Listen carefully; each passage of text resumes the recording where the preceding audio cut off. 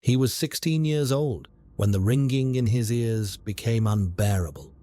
Within 3 weeks, the infection had spread to his brain.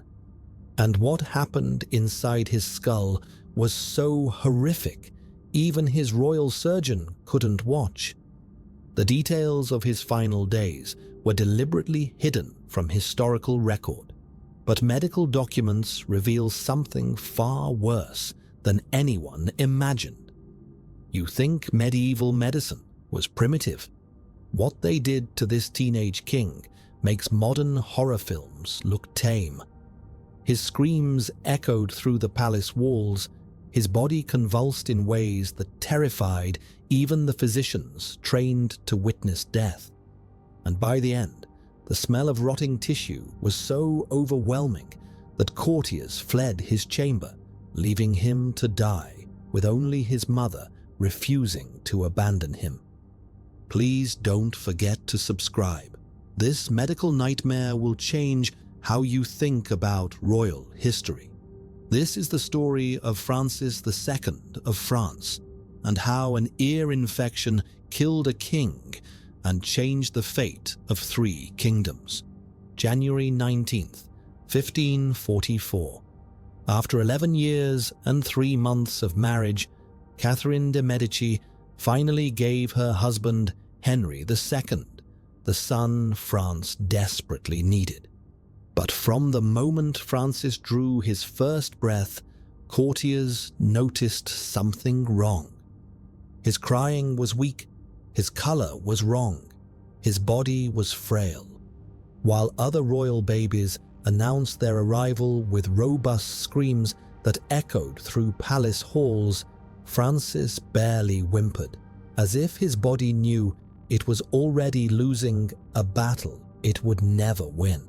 The physicians examined him with growing concern. His limbs were thin, almost translucent. His breathing came in shallow, labored gasps. This was France's future king, and he looked like he might not survive the week. But Francis did survive. He survived infancy, despite chronic respiratory problems that kept him coughing through the night. He survived childhood despite remaining dangerously small, stunted growth that left him looking years younger than his age. By the time he was 10, he barely reached 4 feet tall, a miniature prince in a court of giants. The most disturbing detail remained hidden in medical records that wouldn't be fully understood for centuries. Court physicians noted his incomplete development, undescended testicles that would later make consummation of his marriage impossible.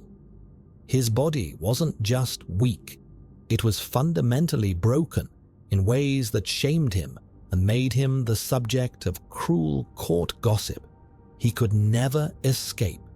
He suffered from frequent fevers. His nose ran constantly.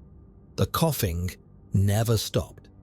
And all the while, his father, Henry II, grew more concerned. Henry had watched too many of his children die in infancy. His wife, Catherine, had endured years of being called barren before finally bearing children. The pressure on Francis was crushing. He had to survive. He had to be strong. He had to become the king France needed. But Francis carried the weight of a kingdom on a skeleton that could barely support itself. His father would die from brain trauma in a jousting accident, a lance piercing through his eye and into his skull. Francis would watch him suffer for 10 days before death finally came. He never knew that his own brain would become his tomb in almost exactly the same way, destroyed not by violence, but by infection tunneling through bone toward the tissue that made him who he was. They tried to make him into something his body could never become. Pierre Danès, a renowned Greek scholar, educated his mind. Virgilio Braccesco taught him to dance. Hector of Mantua instructed him in fencing. Francis learned to speak multiple languages fluently: French, Italian, Spanish, Latin. His mind was sharp, capable, hungry for knowledge. But they taught him to dance on legs that couldn't run, to fence with arms that couldn't lift a real sword. Courtiers reported he often wept in frustration at what his body couldn't do. He would watch other boys his age run through palace gardens, wrestle, ride horses with confidence and strength. He would try to follow, only to collapse in exhaustion after minutes. His tutors would find him alone in libraries, reading about military campaigns he would never have the physical strength to lead, about kings who commanded respect through presence he could never project. The intelligence was there, the will was there, but the body betrayed him at every turn. When Francis was just 4 years old, his fate was sealed in a different way. On January 27, 1548, he was betrothed to Mary, Queen of Scots, a political alliance designed to protect Scotland from English aggression and bind the two kingdoms together. Mary arrived in France at age 6 to be raised at court, prepared to become France's future queen. And as the years passed, the contrast between them became painful to witness. She grew tall, vibrant, commanding, everything he wasn't. By their wedding day on April 24th, 1558, she towered over him by 6 inches. She moved with grace and confidence while he shuffled and stumbled. She commanded rooms with her presence while he shrank into corners, trying to make his weakness less visible. The wedding night was a disaster whispered about throughout the palace. Attendants reported hearing him cry through the walls, not from passion, but from pain and humiliation his body couldn't hide. The marriage was almost certainly never consummated. Court gossip spread viciously about his deformities and incomplete manhood. Mary never spoke publicly about that night, but her silence said everything. But there was something else happening to Francis's body, something the physicians noted but didn't understand the significance of until it was far too late. His physicians noted recurring ear drainage since age 12, a warning sign they didn't understand would one day kill him. Medieval doctors thought ear discharge was the brain purging itself of excess humors and poisons. When the discharge flowed freely, they believed the patient was healing. When it stopped, they believed the poison was accumulating inside, building pressure, creating the conditions for disaster. They had it exactly backward. The drainage was infected, and when it stopped flowing outward, it meant the bacteria had found a new path, inward toward the brain.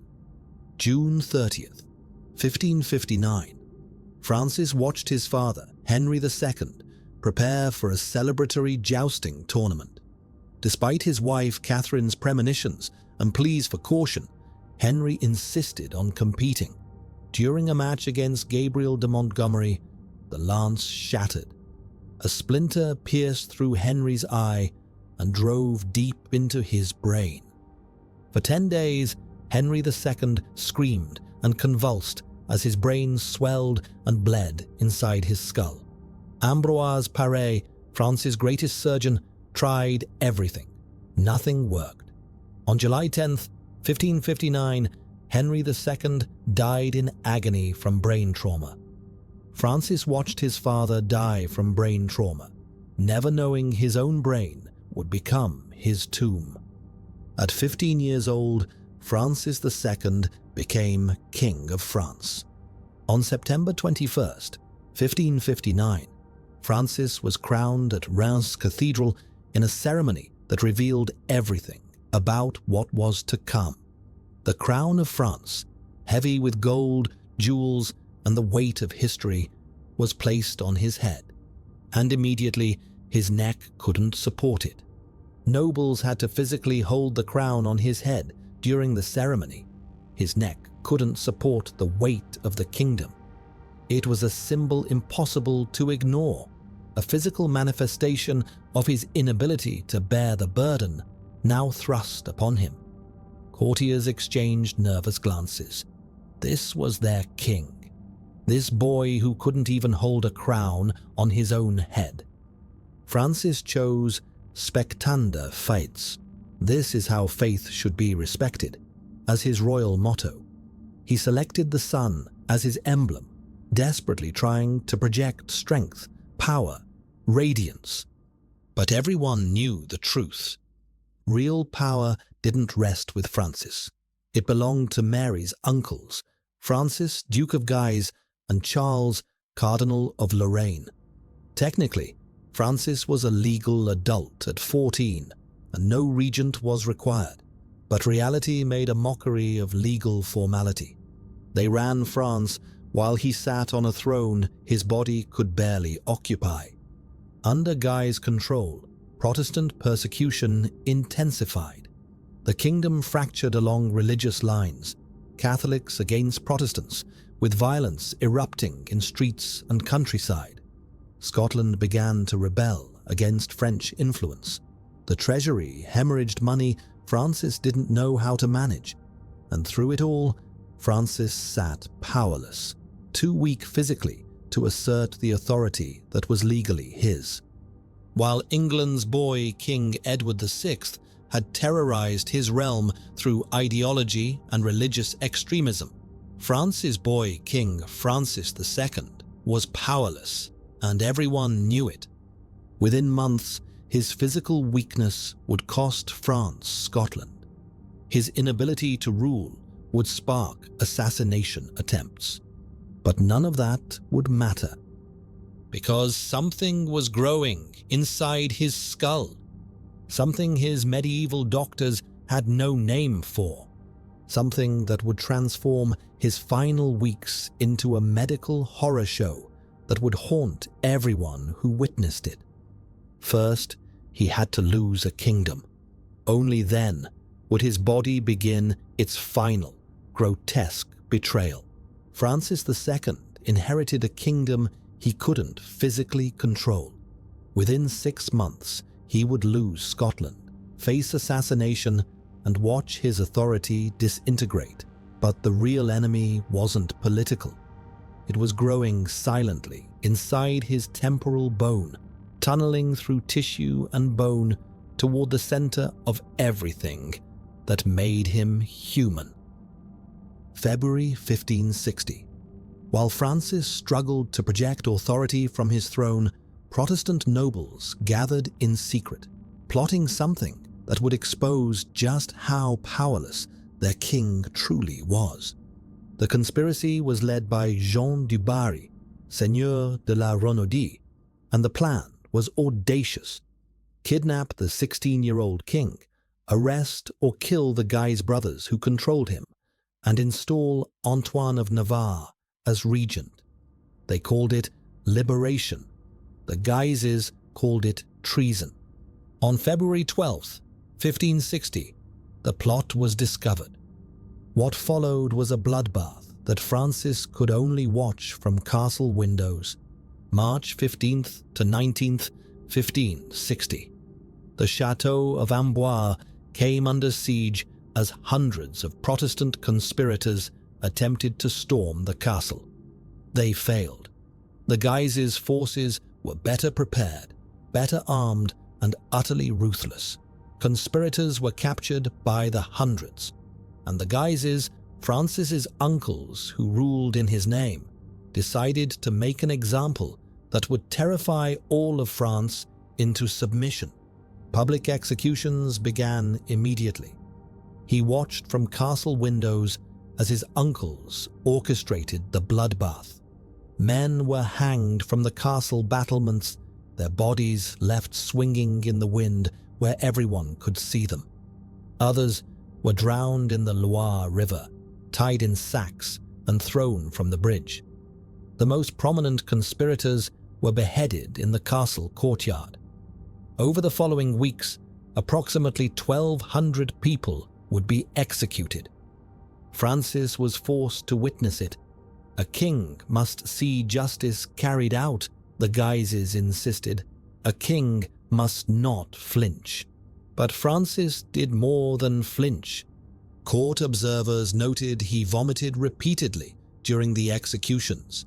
But whether from moral revulsion or physical illness, no one could tell. He would watch for minutes, then suddenly double over, retching until there was nothing left. His face went pale. His hands trembled. Servants would have to help him back to his chambers, where he would lie in darkness, complaining of headaches that were increasing in frequency. He complained of pressure behind his eyes that physicians dismissed as stress.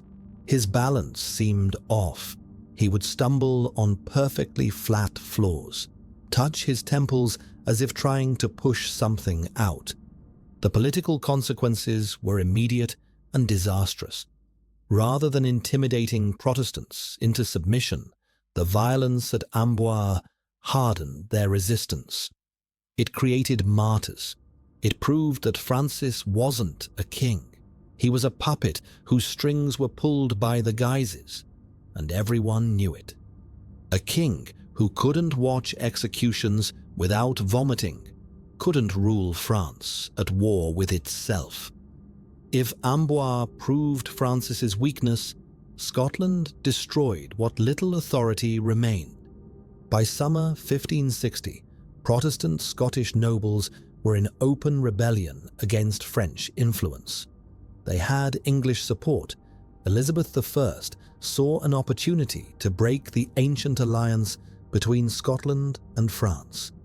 Mary of Guise, Mary Queen of Scots' mother and regent of Scotland, was under siege in Edinburgh Castle. French troops were surrounded at Leith, cut off from reinforcements as France's treasury bled dry from religious wars at home. Francis and Mary were powerless to help. They couldn't send money they didn't have. They couldn't send troops they couldn't afford to lose. Scotland was slipping away, and there was nothing they could do but watch. July 6, 1560. The Treaty of Edinburgh formalized France's humiliation. French troops would withdraw from Scotland. Francis and Mary would stop displaying the English coat of arms, surrendering their claim to the English throne. The ancient old alliance between Scotland and France, which had lasted nearly 3 centuries, died in one document. Francis's humiliation was complete. Mary's reaction was fury. She paced the palace halls, raging at the injustice, vowing never to recognize a treaty signed under duress. She was defiant, commanding, everything a monarch should be. Francis's reaction was different.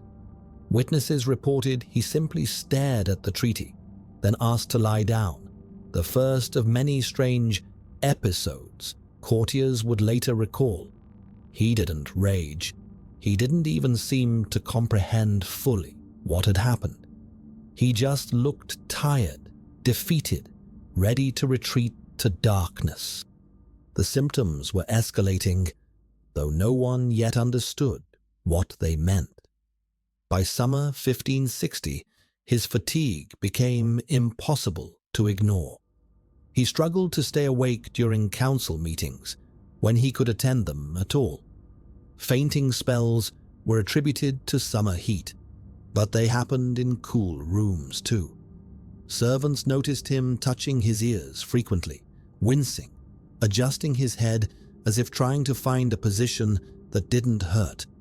Then came the detail that should have terrified his physicians, but instead prompted exactly the wrong treatment. His personal physician noted foul-smelling discharge from the right ear in July and recommended bloodletting to balance his humors. Medieval medical theory held that illness came from imbalanced bodily fluids. Remove some blood, restore the balance, cure the patient. The bloodletting made him weaker. It always did. but the physicians didn't connect his worsening condition to their treatments. They just bled him more. Political isolation followed physical deterioration. The Guises maintained control, while Francis became increasingly unable to attend council meetings. He spent more time in darkened rooms, curtains drawn, complaining that light hurt his eyes. The sensitivity to light grew worse by the day. The king who couldn't bear sunlight had chosen the sun as his emblem. Cruel irony. Courtiers whispered about in hallways he no longer walked. Something was deeply wrong, but medieval medicine had no framework for understanding what was happening inside Francis's skull. They saw symptoms, discharge, fatigue, headaches, light sensitivity, and treated each one individually, never grasping that they were all manifestations of a single, growing catastrophe. November 16th, 1560, the Jacobin Church in Orléans. Francis was attending Mass, fulfilling one of the few royal duties his body could still manage. He stood among courtiers and clergy, trying to project strength he didn't possess. Then, without warning, he staggered. His hand shot to his head. His eyes went wide with panic and pain. He screamed that bells were ringing inside his skull, though no bells were tolling. The sound, he shrieked, was unbearable, constant, overwhelming, like church bells clanging directly against his brain. He grabbed his head with both hands as if trying to hold his skull together. Then his legs gave out and he collapsed onto the cold church floor. They carried him to the Hôtel Grosloc, a grand residence that would become his death chamber. Physicians were summoned immediately. Ambroise Paré, the same surgeon who had failed to save Francis's father, examined the young king with growing dread. Behind his right ear, they found a swelling the size of a walnut, hot to the touch, pulsing with his heartbeat. An abscess, a pocket of infection pressing against bone, visible from the outside, announcing the horror growing within. What was actually happening inside Francis's body was a cascade of catastrophe that medieval medicine couldn't comprehend. Chronic otitis media, a middle ear infection that had plagued him since age 12, had finally spread to the mastoid bone, the honeycomb of air-filled spaces behind the ear. Bacteria were eating through bone, creating abscesses, building pressure. The mastoid bone is separated from the brain by mere millimeters of skull. Infection was tunneling toward his temporal lobe. Medieval treatments began immediately, and every single one made things worse. More bloodletting to weaken his already failing immune system. Leeches applied to his neck and head, sucking away blood his body desperately needed to fight infection. Hot poultices pressed against the swelling, as if heat could burn out bacteria they didn't know existed. Priests brought holy relics to his bedside. Prayers were chanted around the clock. Ambroise Paré understood better than most that prayers wouldn't save this king. Court documents reveal he considered trepanation, drilling through the skull to drain the abscess, but deemed Francis too weak to survive the operation. The surgery itself might kill him, but without surgery, the infection would continue its inexorable march toward brain tissue. The symptom diary, reconstructed from court records, tells the story of false hope followed by doom. November 17th to 20th. Severe ear pain that had him screaming through the night. Fever that left him drenched in sweat. Delirium, where he spoke to people who weren't there. November 21st to 25th. Brief improvement. The discharge from his ear increased dramatically, soaking through bandages, filling the air with the stench of infection. For 3 days, the discharge from his ear increased. Medieval doctors celebrated, believing his brain was purging poison. They saw the pus and thought, healing. They didn't understand they were watching bacteria multiplying, spreading, destroying tissue faster than his body could contain it.